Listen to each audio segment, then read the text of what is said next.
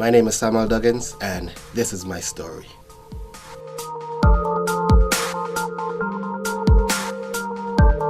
Well, for me, I'm a businessman, president of Island Expressions, poet, entertainer, family man, and a proud youth of the village.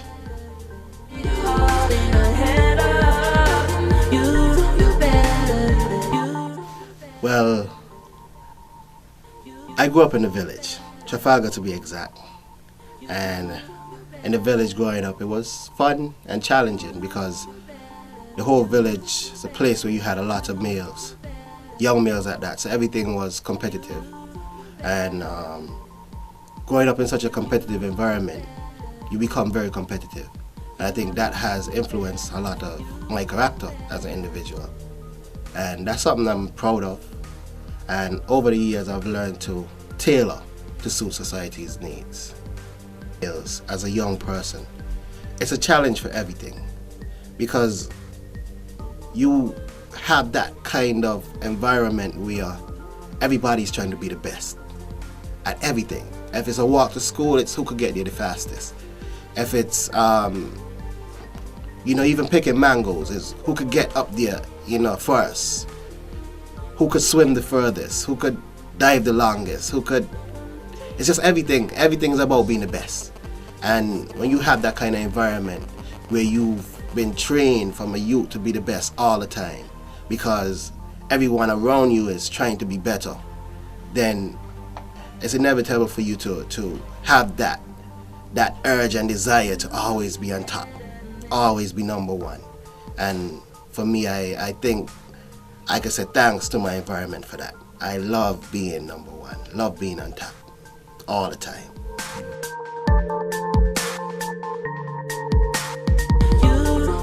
As a child, I've always been interested in nature. I grew up looking at the Discovery Channel more than Cartoon Network. I love to see animals, and as such, human behavior has always been an interest for me.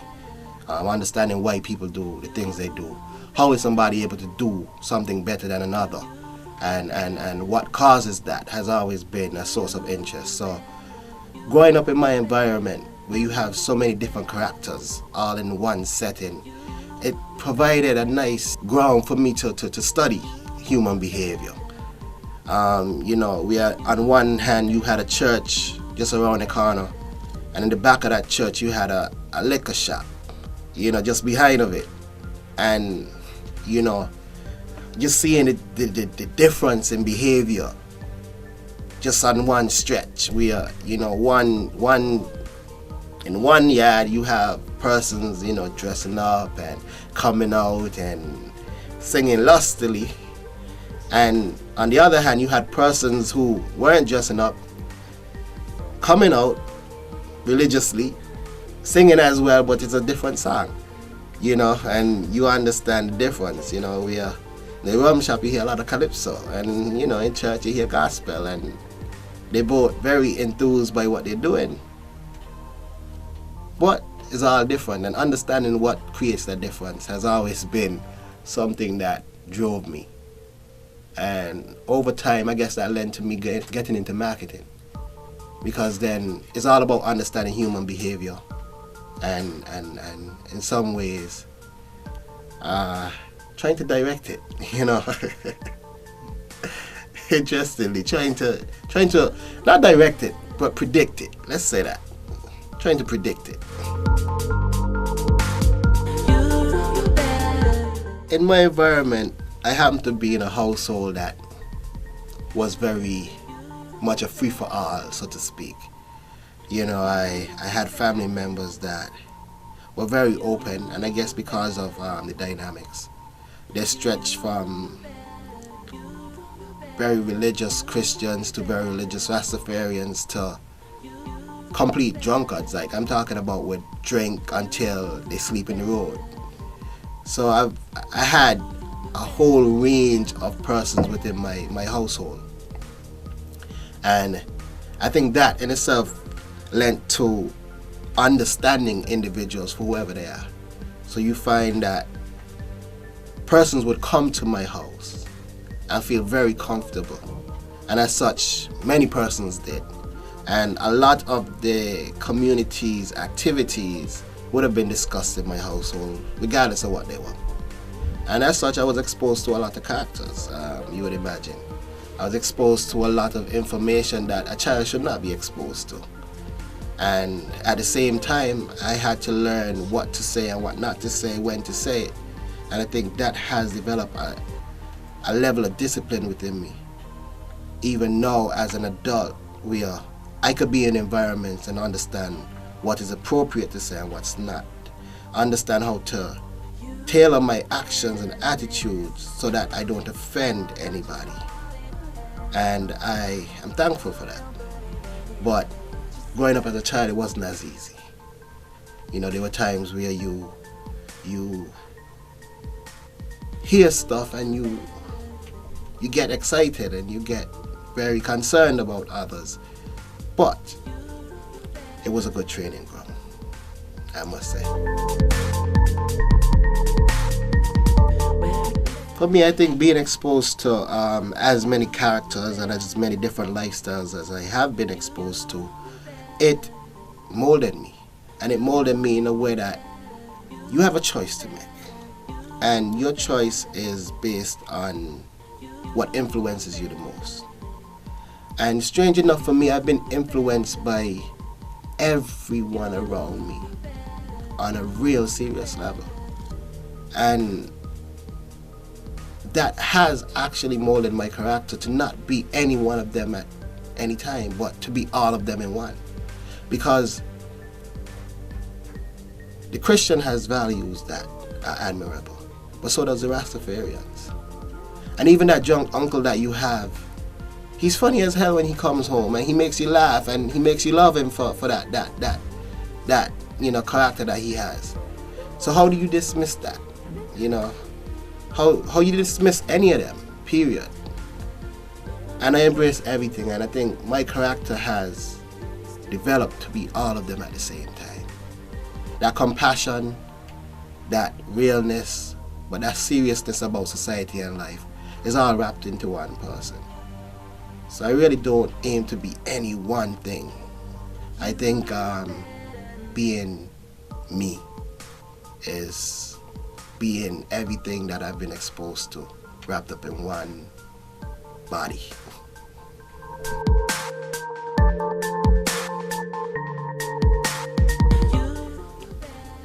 It's strange in this society every time I hear the older generation blaming the youths of today as being the problem. Because within my mind, I'm like, we get here as babies, understanding nothing. So, one, I want to compliment their parents, first of all, and I'm talking the parents of our parents, for doing an excellent job at raising them. But I also want to say to these parents of this generation, what have you guys done to us? Because you are blaming us as being the problem, but we didn't raise ourselves. So then let's take a realistic look at the problem. And once we do that, I think society would generally go in the right direction. And some of the youths would have been in need of some guidance that would have been absent. But that's typical throughout any generation. Yes, sometimes the parents just can't be there. But what I'm saying is, they would be influenced by the environment at the same time. And if the environment influenced them to be bad or negative in any way, it reflects on the general and holistic condition of the environment, which also reflects on what the other parents who are actually there are doing.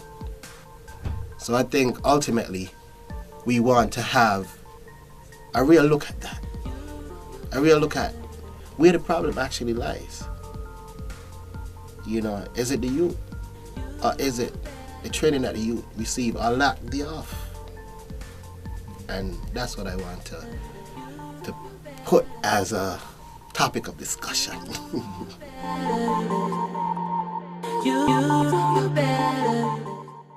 Community leaders.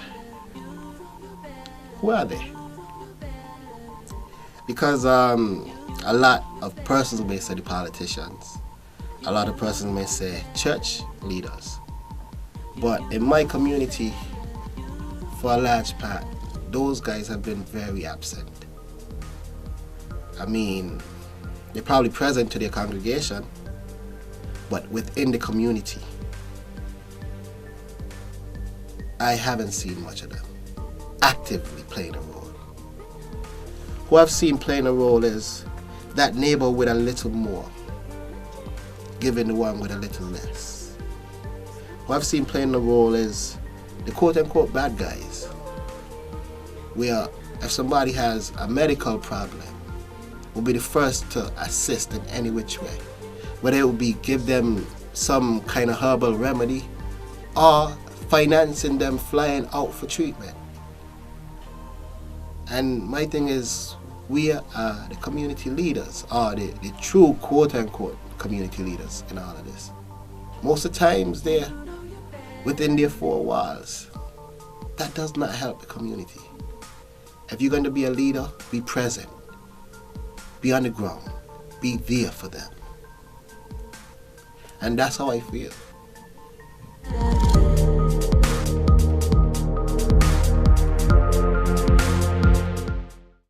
I am Dusty Brown and I am a volunteer. Currently, I'm a creative arts mentor and I'm a youth activist, and I volunteer with the Ministry of Youth Empowerment. What has volunteering done for me? It has taught me new skills, developed the old ones, and it actually taught me how to be a team player. What does it mean to me? Volunteer means to me greater opportunity, and not just greater opportunity for me, but greater opportunity to change the world. One person can make a difference, and once the difference is multiplied, it is life changing. Volunteering has countless benefits, so volunteer. Give, gain, grow. Volunteer.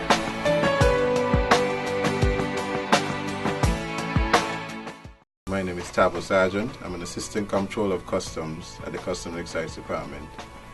I have been volunteering with the Youth Department for the past 15 years, and it's been a very exciting experience.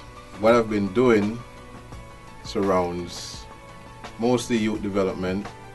I volunteered with the summer camp, most of the youth initiatives for the youth department, and Children's Carnival when it was a part of the youth department. It gives me a pleasure when I see and interact with the young people that I've helped, when I've seen them developed, when I've seen them grow into positive individuals in the community. And what it has done for me, it has opened my eyes to a lot of what goes on in the world, what goes on here in St. Kitts, and what can be effective for young people and the development of our little island. Volunteering is a great experience. You can do your part to help St. Kitts and Nevis grow. Give your time, help one another, do something for St. Kitts and Nevis, and you'll see a better place. Give, gain, grow, volunteer.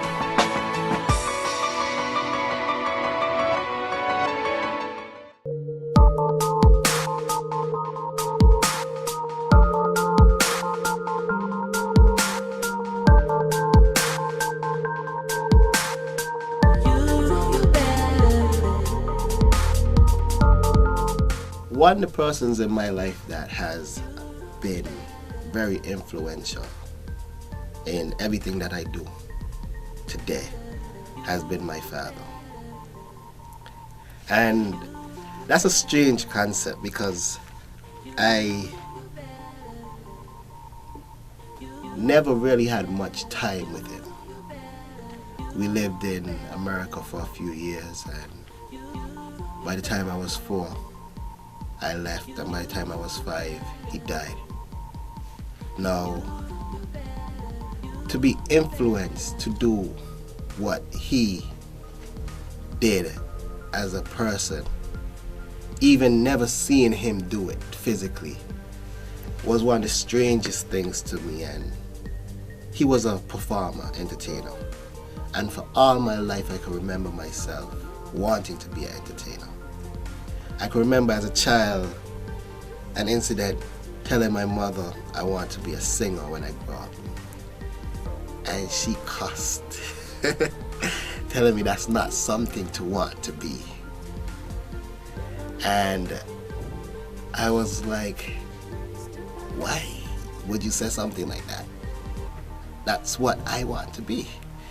And you know, you had the influence now to become an astronaut and a scientist and doctor and all these, I guess, what society would deem good careers.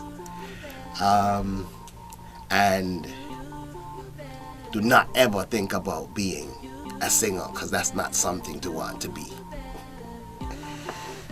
And in some ways, I think that was one of the best things she could have ever done for me. Because strange enough, that made me want to focus on school. And at this point, I could say, after graduating primary school and high school valedictorian, and still having the passion to do entertainment, it makes me a lot more valuable. Because now I can do what I want. I have all the credits that society needs to do what I want, but I still have the passion to do what I desire. So that is a force to be reckoned with, and that probably wouldn't have been such if she hadn't tried to discourage me from being a singer. Now at this point in my life, I could also say that being an entertainer has brought a lot of rewards to my life. You know, to be able to have UNESCO's Small Island Voice global theme song under my belt. Now I'm talking the global theme song. I wrote that start to finish at the age of 16. Now this is a song they were using from Australia to Asia to Europe to North and South America. I'm talking end to end of this globe. Written by that same boy from the village in St. Kitts. Yeah, me. You understand? So these are powerful things. These are very, very powerful things that came out of my desire to be an entertainer. But I'm also happy that I pursued school and academic education and achieved greatly in both, because it made me now. And as an individual now, you know, even reflecting on some of my achievements in entertainment, you know, even standing on stage at the St. Kitts Music Festival in 2004 and 2007 and 2008 has been huge accomplishments for me, especially doing rap. Because when I started doing rap in 1999 here on the island, everybody asked, what nonsense you doing? You would never get anywhere doing that. To this day, I've been sought after by almost every corporate company to write commercials for them, to write songs for them in rap. I'm talking just a little more than 10 years after. It is the biggest thing. A little more than 10 years ago, they told me it was nonsense. I should give it up. I would never get anywhere with it. Now I make thousands of dollars doing it. Stick to what you believe in. And that's how I feel.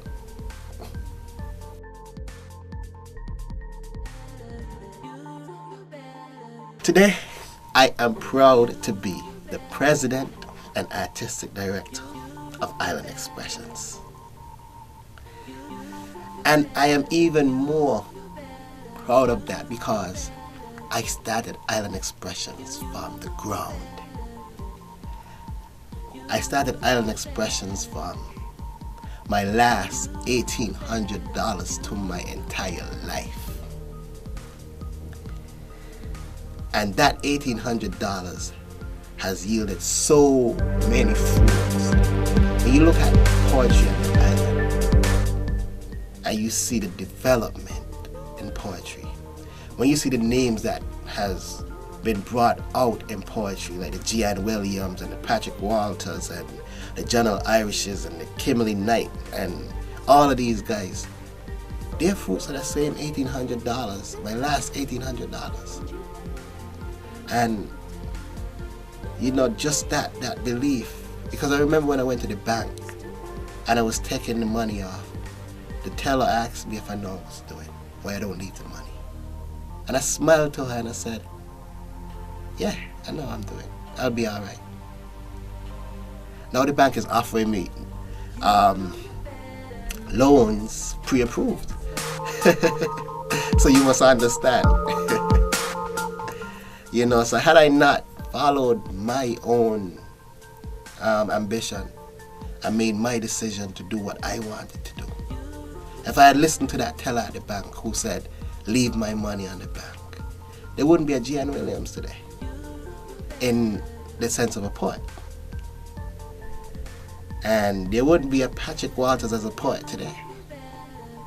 And a few other names that I could mention along with, because Island Expressions has brought these persons out of the woodwork as poets. And these persons have now been influencing a whole generation of poetry. And beyond that, you know, I employ people now. So to be able to provide a family with a source of income is also something that I'm proud of, especially coming from where I've come from. You know, because you don't just get up and without any major support start something that persons feel like is not something that would work because it's not being done, and convert that into something that persons think like, wow, this is the best thing ever. Like when I heard ministers mentioning Island Expressions in Parliament, I was ready to send them a bottle of champagne.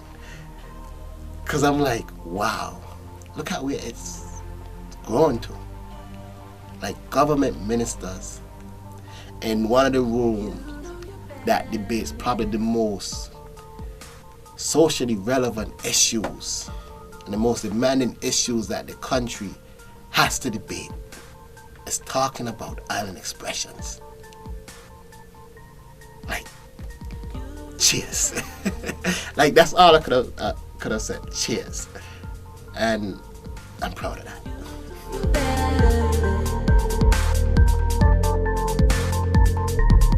For me, I look at society, and like I said, human behavior has always been an interest to me, and I always think about how do you consider how you fit into society.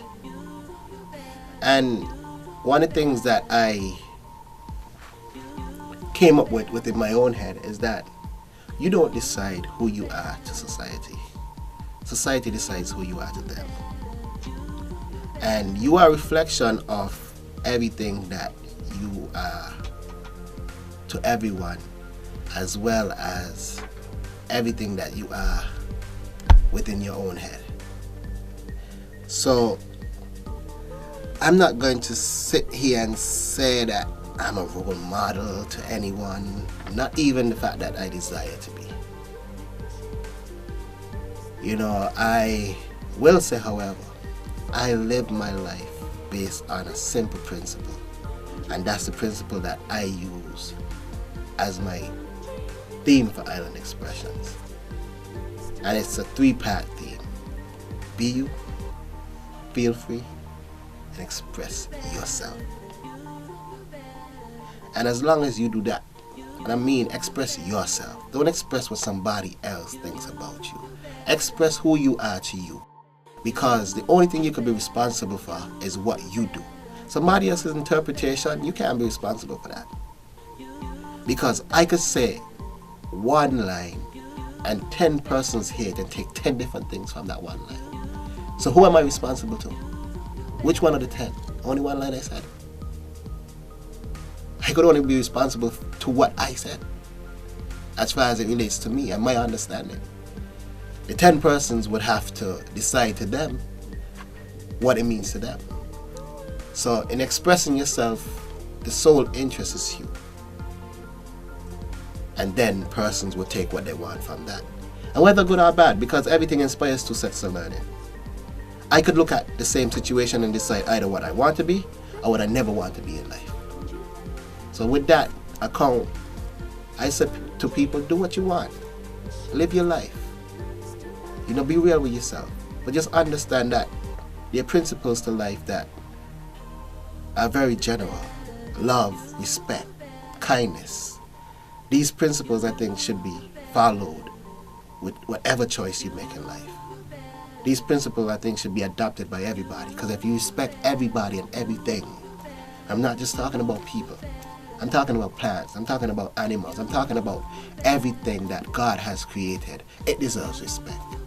And once you could respect everything and everyone and move it on your own agenda, I think you would have cut your own path in life that nobody has to cross you.